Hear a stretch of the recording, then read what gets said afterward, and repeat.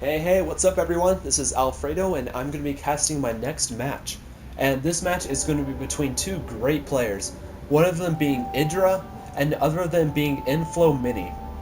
And the first guy I want to talk about is EGIdra because everybody knows who EGIdra is. They know why he's famous. And I would spare you the speech about why that is, but it is just way too funny to talk about. So I'm just going to go ahead and say it. And I am of course referring to the EGIdra Rage.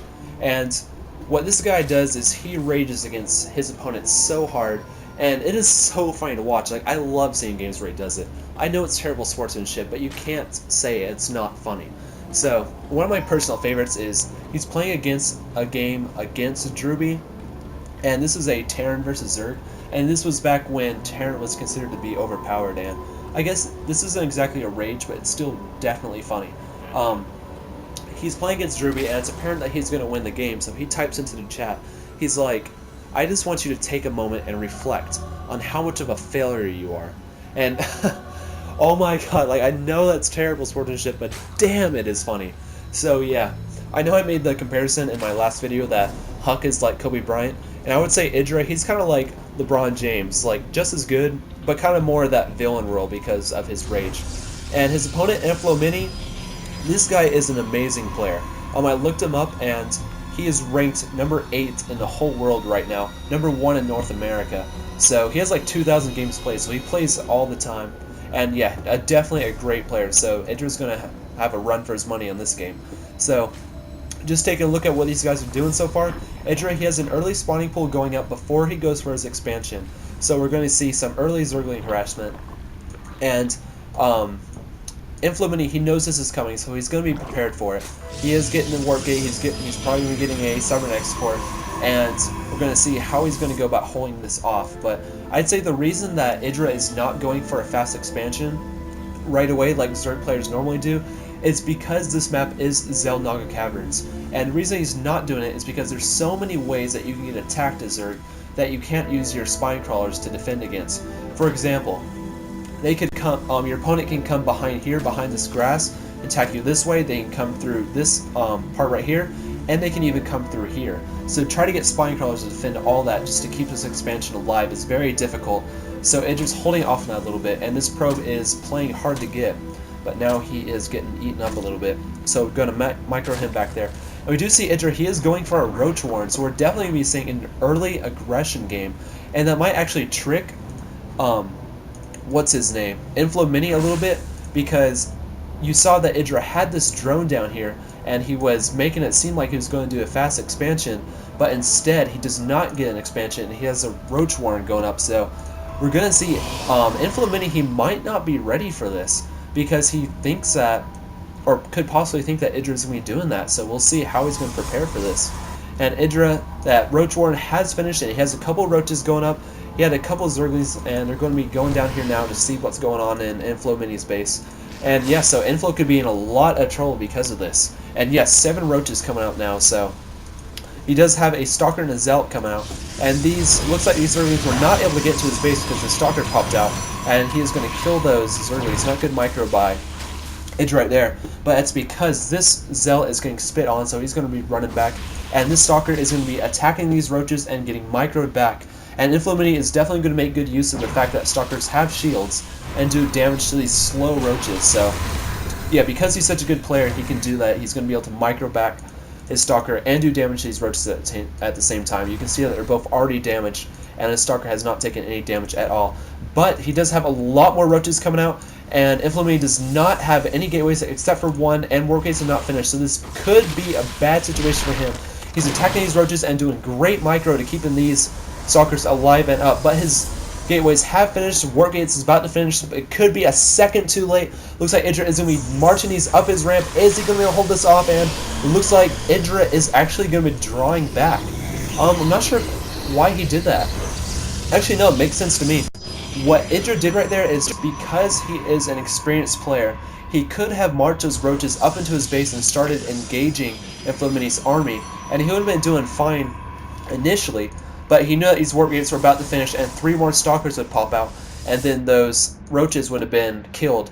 And IGIdra would have lost all those units rather than be able to keep them alive like he's doing now. So good game sense by IGIdra. It looks like what he's doing now is he's going to be transitioning into a metabolic boost, so he's going to be getting speedlings out. But these roaches are going to be getting damaged by these stalkers because they're so much faster.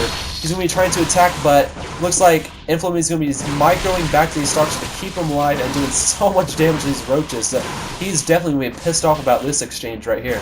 So yeah, these stalkers doing a lot of damage. These roaches are getting pretty low health. And IGIdra is getting out Zerglings, but the metabolic boost is not finished, so they're not going to be fast enough to get us around on these yet. So he's in a bad position. He's now losing Overlord, he's losing a lot of roaches, and he's not able to transfer his workers over here yet. So yeah, bad position for him. But the metabolic boost just finished, so he's going to be able to get us around on some of these stalkers. And yeah, he's definitely going to be able to kill these guys here.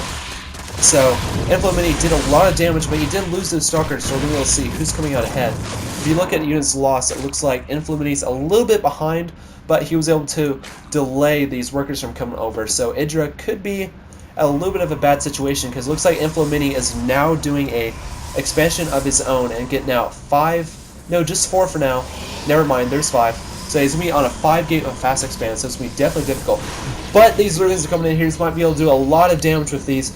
But he is getting out a lot of sentries, so he's going to be able to use good force fields to keep himself alive. He's going to be trying to attack now, but it looks like IGIdra is going to draw these Zerglings back and keep them alive. So that was actually a smart move by IGIdra, because had he engaged that directly, I'm sure that InfoMini would have had good enough micro to use force fields to completely kill all of these Zerglings without doing any damage of his own. So what IGIdra is going to be doing instead is he is getting out an Evo chamber, and he has a lair, so maybe he might be going into a mass Zergling and mass, what do you call it, Mutalisk build, but looks like instead, never mind, he is actually getting Gila Reconstruction, so I could have said that word wrong. But yeah, that is the roach movement speed, so he's going to be getting fast roaches, and he's getting a lot more speedlings, and he is going for burrow, so we're going to be seeing a lot of roach harassment in this game. That is, if InfoMini does not attack him first, because he is getting a solid army out here, and he's not getting like a robotics bay or something like that, so we're probably going to be seeing an attack very soon by him. And I don't know if IGIdra's going to be ready for this, because a problem that IGIdra always makes is he starts to macro too hard, so that could be exactly what he's doing right here. He has burrow going, he is trying to get upgrades going.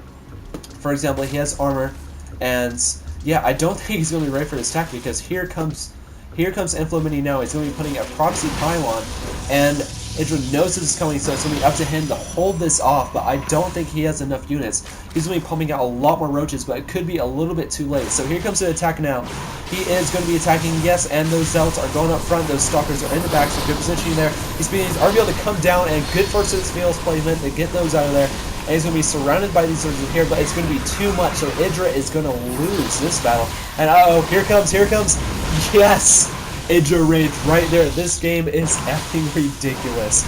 So, poor IGIdra, he just cannot help himself from raging. So, yeah, he's going to lose this game because he macroed a little bit too hard. So, yeah, definitely greatly played by Mini, and look at IGIdra right there saying trash. Yeah, completely describing how IGIdra played that game. So, thanks for pointing out the obvious there. But no, seriously, I like IGIdra though, so that was kind of mean. Anyway, great game by InfoMini. He did a good push at about 10 minutes because he knew that IGIdra is probably going to be, macroing up a little bit there. So, yeah, definitely greatly played by him. So, yeah, again, thanks for watching, guys, and please subscribe if you like my videos, and for those of you that really like my videos, help me get subscriptions in whatever way you can, except for spamming people. I don't want you to spam people. I already do that enough. But, and also just a little bit of future reference of what I might be doing. I think I'm going to be doing a tutorial video on how to like upload casts and stuff like that, because I had no idea how to do it at first, and if I had like just an easy video to watch that showed me exactly what programs to use and how to go about doing it, that would have helped me out a lot. So I think I'm going to do that for you guys. And also I think I'm going to do a video slightly like what Sai does rather, where he puts up a video where he kind of does explains how he goes about playing his matches, as in like I'll cast a match that I play and just go through my whole thought process as I'm going through the game, just to give you guys a little bit of insight of how, what to think about, what to focus on, and hopefully I don't sound too much like Day 9 when I do it. But yeah, so again, thanks for watching, guys, and I will see you all later.